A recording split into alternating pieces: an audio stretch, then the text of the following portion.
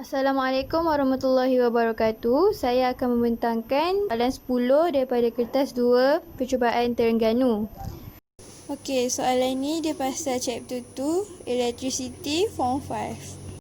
Dalam tajuk electricity ni ada satu formula yang menunjukkan relationship antara voltage, current dan resistance, iaitu V equal to IR.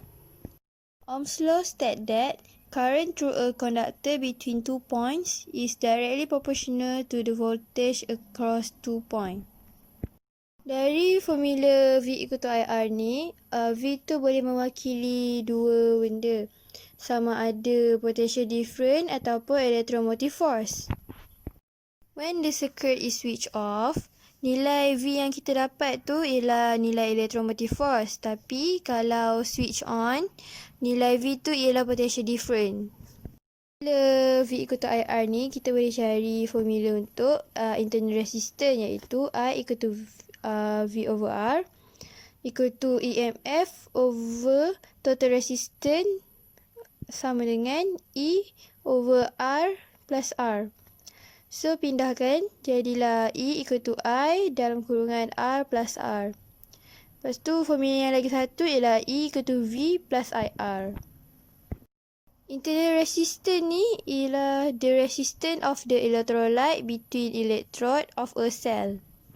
Internal resistance ni ialah resistance yang dekat dalam bateri tu sendiri.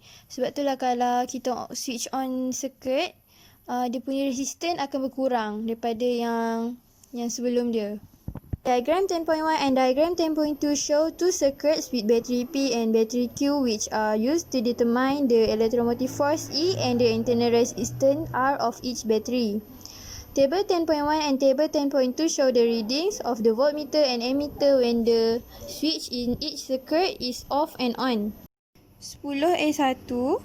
What is meant by electromotive force? Electromotive force is defined as work done by the battery in driving one column of charge around a complete circuit or voltage when current equal to 0. Untuk definisi electromotive force, kita boleh rujuk daripada dia punya formula electromotive force tu sendiri, iaitu E equal to W over Q, yang bermaksud work done bahagi charge. Untuk A2, kita kena compare the electromotive force and the reading of voltmeter and ammeter when the switch is on and state the relationship between the voltage loss and the ammeter reading and internal resistance. Electromotive force in both table 10.1 and 10.2 are the same, ataupun the electromotive force in battery P and battery Q are the same. Then the reading of voltmeter in table 10.1 is higher than table 10.2. Then the reading of ammeter in table 10.1 is higher than table 10.2. Untuk relationship, the higher the voltage loss, the lower the current. The higher the voltage loss, the higher the internal resistance. Okay, untuk B, batteries with internal resistance connected in series and in parallel as shown in diagram 10.3 will affect the brightness of the bulb. Explain why. Okey, kat sini ada dualita antara series dengan parallel. Okey, kalau series dia punya current dia lagi lower than current dalam parallel. Kalau series, resistance dia lagi tinggi daripada parallel. Sebagai contoh, satu bateri tu resistance dia ada 3. Kalau guna formula series, kan 3 tambah 3 tambah 3. So, jadi ada 9 ohm. Manakala kalau parallel, kalau kita kira guna formula parallel, dia jadi ada 1 ohm je. Jadi, yang pertama kita kena nyatakan ciri-ciri bulb mana yang lagi brighter. Contoh untuk point yang first, bulb is brighter when using 4 batteries in parallel. Untuk point yang kedua, kita cakap pasal dia punya electromotive force. Okay, 4 batteries in parallel has the same electromotive force as 2 batteries in series. Untuk point yang ketiga, kita bagi tahu pasal internal resistance. Internal resistance for batteries in parallel is less.